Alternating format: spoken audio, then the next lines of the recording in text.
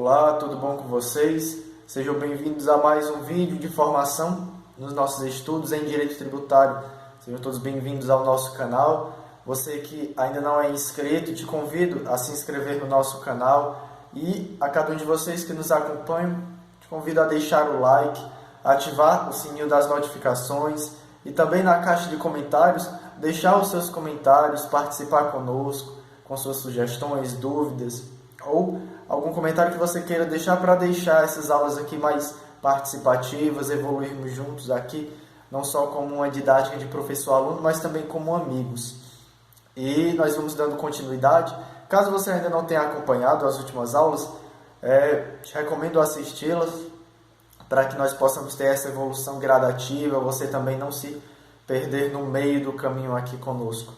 Pois bem, vamos dando aqui continuidade em princípios de direito tributário, uma matéria que que está sendo até o momento bem extensa, mas que eu também não quero passar por ela e deixar alguma coisa, algum detalhe sem uma explicação, um vazio.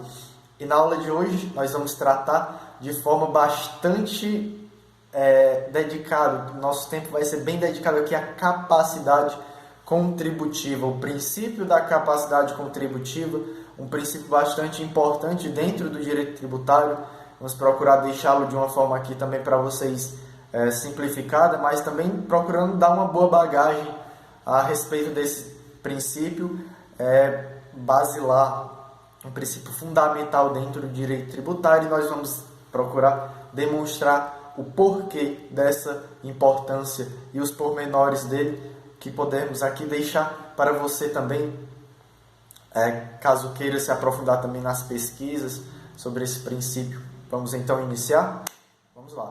O princípio da capacidade contributiva, ele encontra fundamento no artigo 145, parágrafo 1º da nossa Constituição, em que vai dizer, o nosso legislador constituinte, que vai dizer a nossa Constituição, de que sempre que possível os impostos terão caráter pessoal e serão graduados segundo a capacidade econômica do contribuinte. E aqui nós podemos ver que esse princípio ele leva duas frentes, uma ligada à pessoalidade, ou seja, o sujeito contribuinte em específico, e também a capacidade econômica do mesmo, a riqueza que esse indivíduo possui.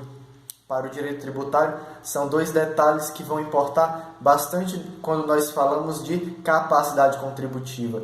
E ele um princípio que nós podemos ver vai beber da igualdade, do princípio da igualdade que o direito constitucional carrega, que vai ter sua fonte lá no pensamento de Aristóteles, né? A igualdade que a nossa Constituição carrega de tratar iguais como iguais e desiguais como desiguais na medida das suas desigualdades. Capacidade contributiva carrega dentro de si e também ajuda o princípio da igualdade nesse quesito. Então, nós já vemos aí também esse paralelo com igualdade, o princípio da igualdade. Aliomar Baleiro, doutrinador tributário, também vai nos trazer de que essa capacidade contributiva ela está ligada com a idoneidade econômica, está ligado com a capacidade que o indivíduo tem de suportar um tributo sem que aquela arrecadação, sem que aquela tributação imposta a ele venha a perturbar a sua existência digna. Ele não ser tributado além das suas capacidades, esse ser tributado, o contribuinte ser tributado de uma forma que não pese a ele no que diz respeito ao seu sustento, à sua dignidade. Não tributar ele de uma forma que vai desonerá-lo, vai deixá-lo sem as suas fortunas, sem o seu dinheiro para as necessidades básicas do dia a dia, contas e assim por diante. A capacidade contributiva tem que prestar muita atenção nesse detalhe, a renda do indivíduo, as riquezas dele, quem é o indivíduo que está sendo tributado no caso específico. E esse princípio ele é um princípio que nós chamamos também de princípio autoaplicável. O que é um princípio autoaplicável? É um princípio que ele tem uma força que leva o legislador, uma força que leva o fisco, no caso, a ter que respeitá-lo. É cogente, como nós chamamos no direito. Ele é cogente, ele tem uma força em si que leva aquele que o interpreta, que o aplica, que redige uma lei pensando na capacidade contributiva, ele deve observar essa capacidade, ele não pode fugir desse princípio, ele deve ser guiado de forma obrigatória, é cogente, é auto-aplicável, ele vai de forma imediata. E esse princípio, por ser auto-aplicável, ele vai nos levar lá na frente a entender melhor um outro princípio, mas já deixando a ponte, princípio do não confisco.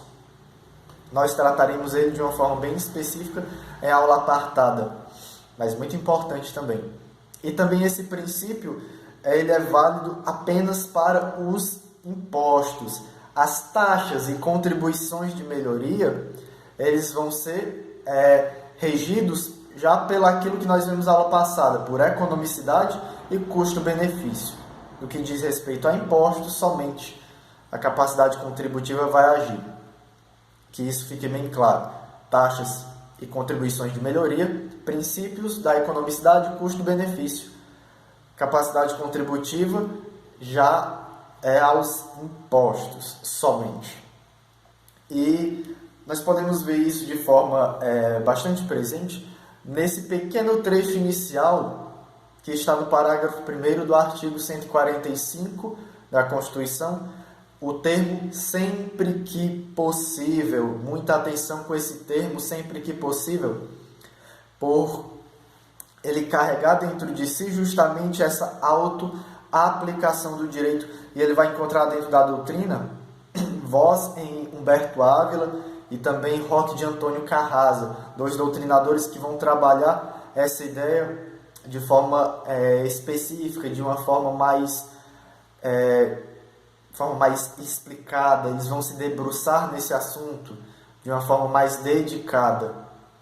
Fica esses dois doutrinadores para caso você tenha a curiosidade de pesquisá-los, Humberto Ávila e Roque Antônio Carrasa. Eles vão trazer essa definição de que a capacidade contributiva ela é auto-aplicável.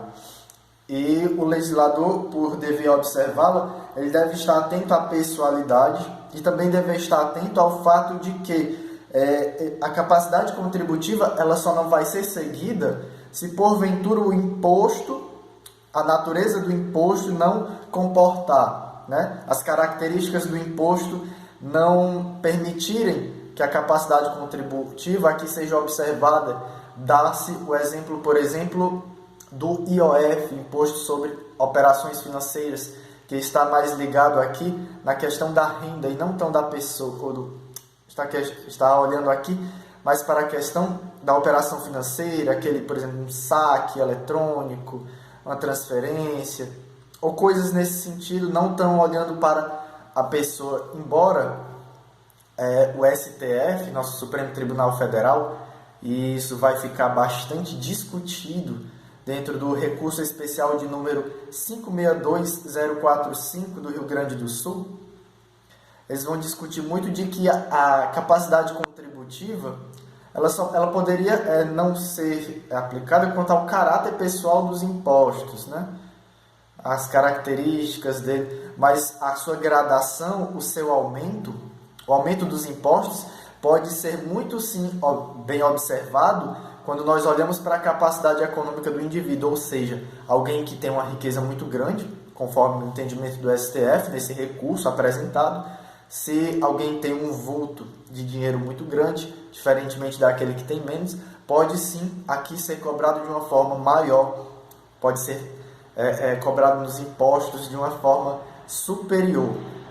Isso o STF vai deixar pormenorizado nesse recurso, mas já deixando um resumo do que seria a capacidade contributiva na visão do STF, ou seja, que quanto à sua gradação, o seu aumento, vale para todos os impostos, embora com caráter pessoal nós podemos discutir de que ele vai ser observado de forma obrigatória ou não.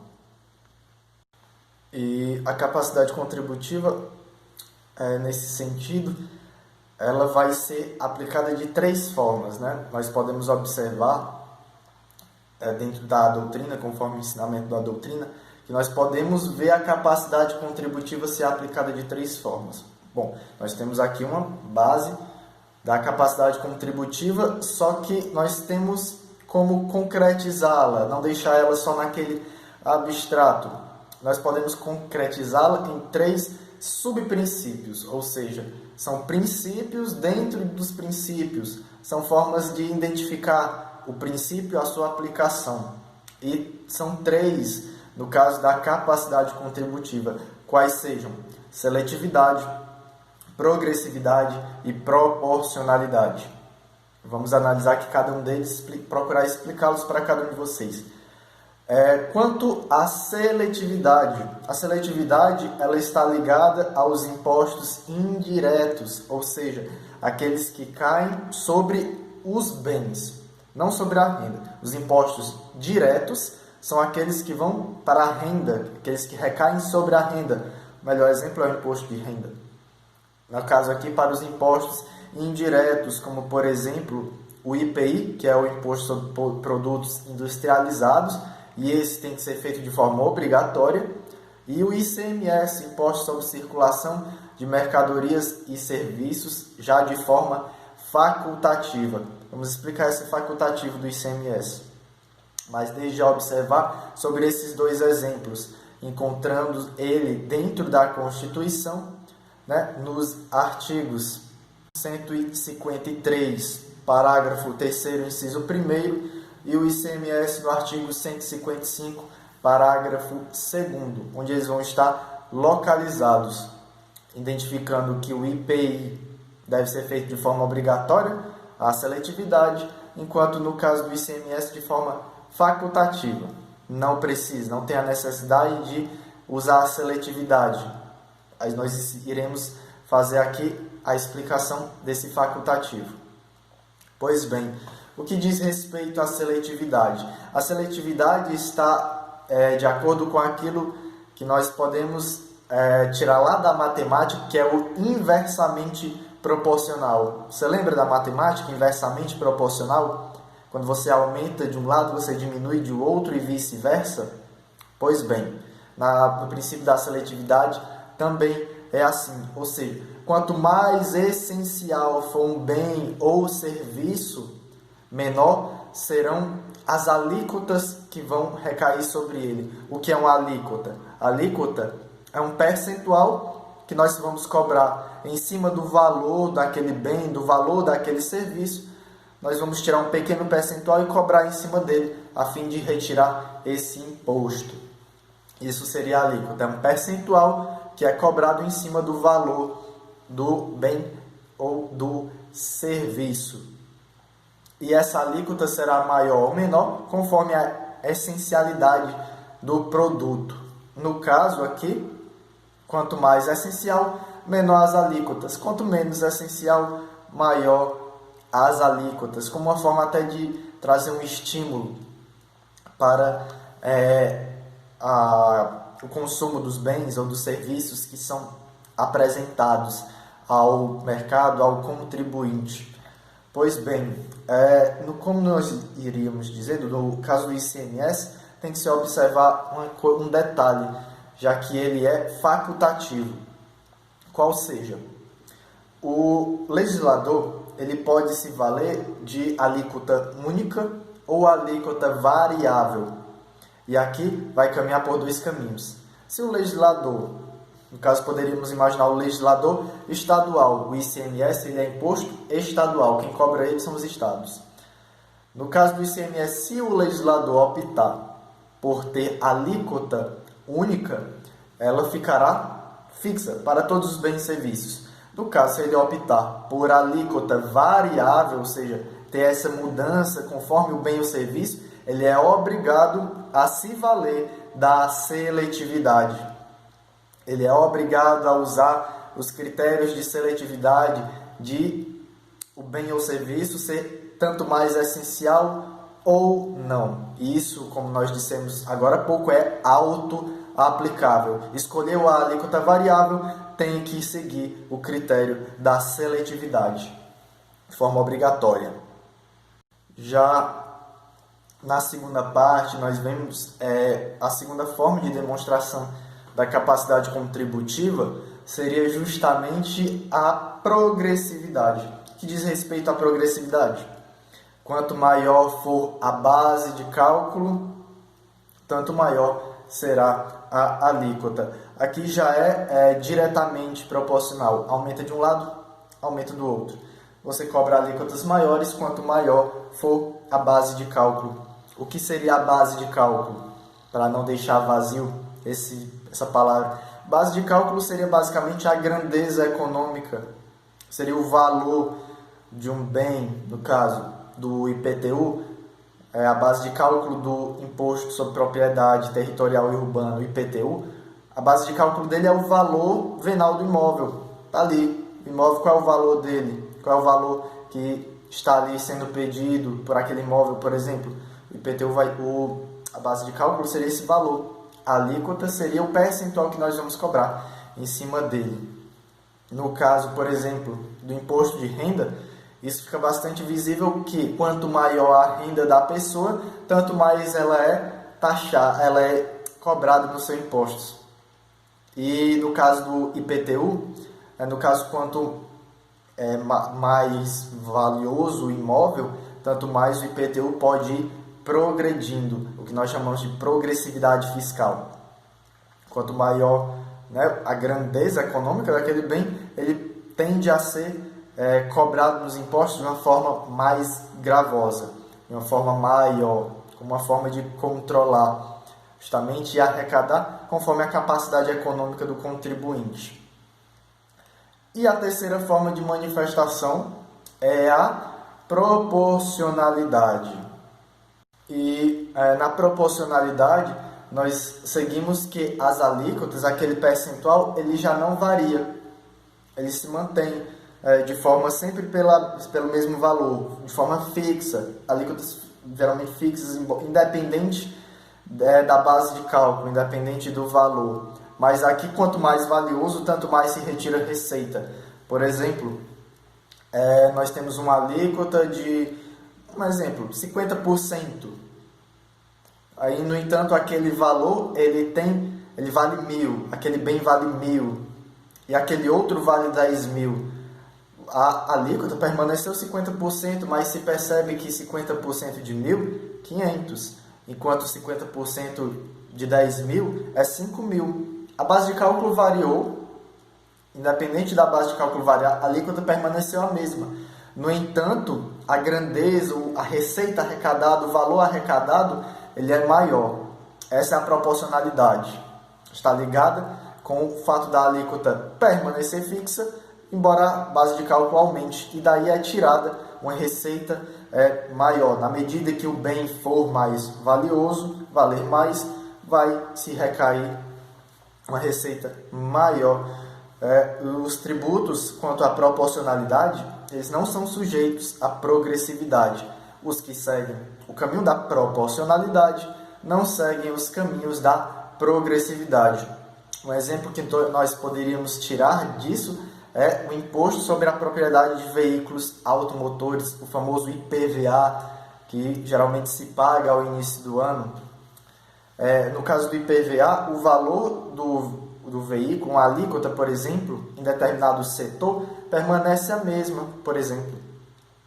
Mas conforme o valor do veículo vai aumentando, você vai extraindo uma receita maior. Consegue perceber, no caso do IPVA? O valor do automóvel vai aumentar. A alíquota vai permanecer a mesma, mas conforme a base de cálculo aumenta, eu consigo auferir, eu consigo retirar dali mais receita. No caso, esse foi o princípio da capacidade contributiva. O vídeo ficou um pouco extenso, mas procuramos dar os melhores detalhes que pudemos dar aqui a cada um de vocês. E também vamos deixar na descrição alguns links para você poder estudar até melhor, de forma mais detalhada e por curiosidade também, querer aprofundar o estudo da capacidade contributiva, um princípio gigantesco dentro do direito tributário, que para alguns tributaristas ele é fundamental, ele é basilar. Se retirar a capacidade contributiva, afetamos todo o direito tributário. E por hoje, por essa aula aqui é só. Vamos na próxima aula já trazer novos princípios. Queríamos dedicar de forma especial a capacidade contributiva para não deixar escapar alguma coisa importante, poderia ser dita. E vamos já para a próxima aula. Tudo bom com você? Deixa o seu like se você tiver gostado do conteúdo. Também ativa o sininho das notificações para sempre que sair uma aula nova, um conteúdo novo, você nos acompanhar aqui. Também na caixa de comentários, deixe suas sugestões, suas dúvidas, caso tenha aparecido alguma. Também deixe a sua participação para deixar nossos vídeos aqui de uma forma até mais amigável, amistosa, né? Sejam todos bem-vindos. Se inscreve também no canal, caso não seja inscrito, e vamos lá para uma próxima aula. Muito obrigado pela atenção de cada um de vocês e salve Maria!